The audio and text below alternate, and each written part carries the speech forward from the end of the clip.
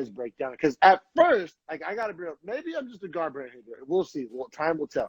But Yeah. what I'm saying is, at first, I was glad that Perez got the fight over Garbrandt, not over Moreno. I still think Moreno should have been the fight. But what I'm saying is, because the original fight was supposed to be Garbrandt Figueiredo.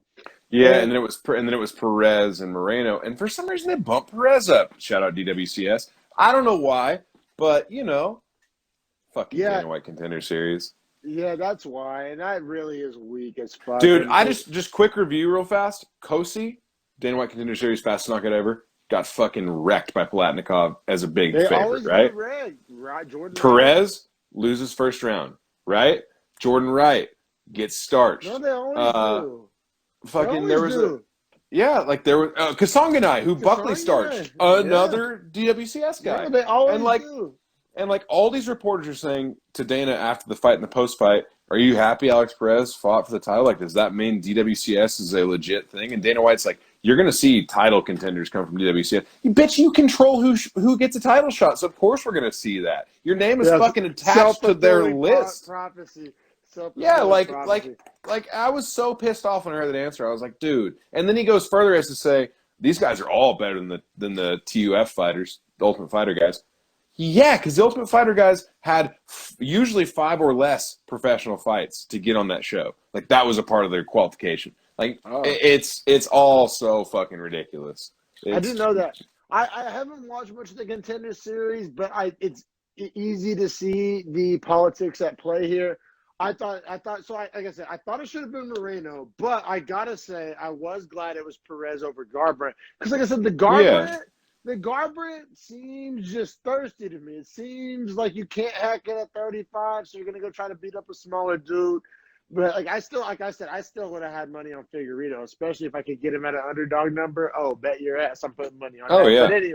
But anyway, let's stop talking about hypothetical fights and stop shitting on Garbrandt and talk about what actually took place last night, because that's what we do here on Beefy Boys Breakdown. So we have Deiveson Figueiredo, minus 285 is the champion, fighting Alex Perez, the number 4 contender, at a plus 215 underdog for the flyweight 125 title. By the way, that's a weird split on the numbers. Like, Vegas was ensuring that they did not lose money here. When you see that big gap. Yeah. Because that should be plus 265 or plus 255 on like real Vegas spreads, but they added and they added it to Figueiredo just because I think Vegas knew he was going to win.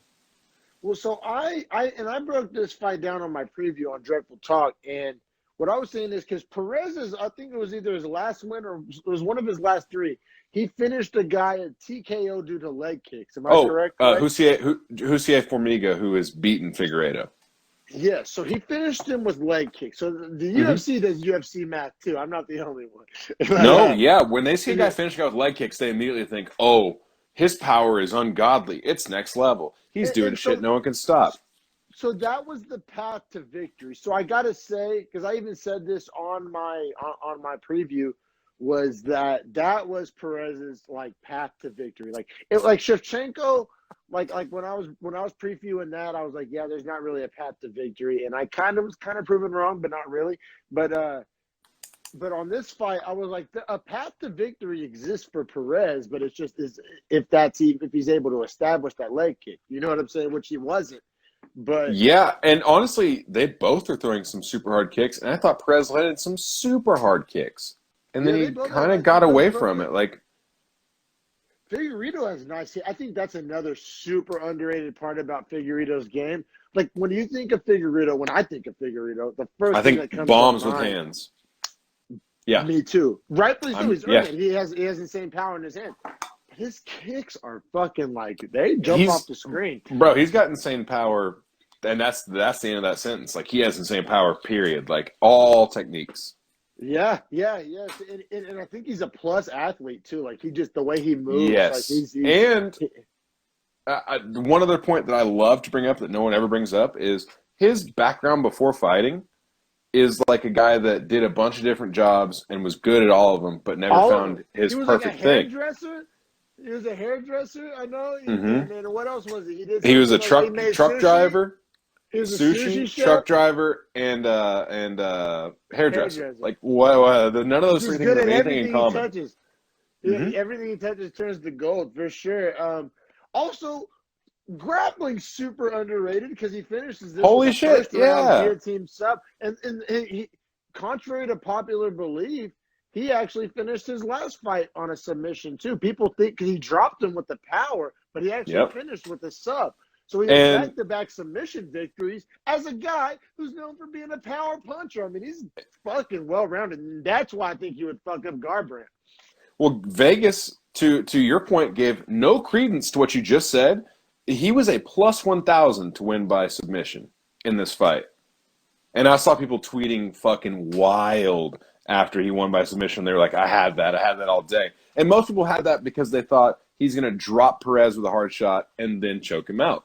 Yeah. Well, he kind of did that, but not really. No, very much more technically got him caught guillotine. And describe this. Dude, from the heel hook, from the heel hook to the guillotine was amazing. Yeah. So if you want me to go into it, went around his body. Like, I'm gonna give my super layman's fucking bro science version of it, and then I want you to give the real version of it. Like, he looked like he was wrapped around him like garland wrapped around a Christmas tree. Like, he just like went from his leg to his body to his neck. Like, it was just like he just was like all around his whole fucking body like like Christmas lights on a Christmas tree, man.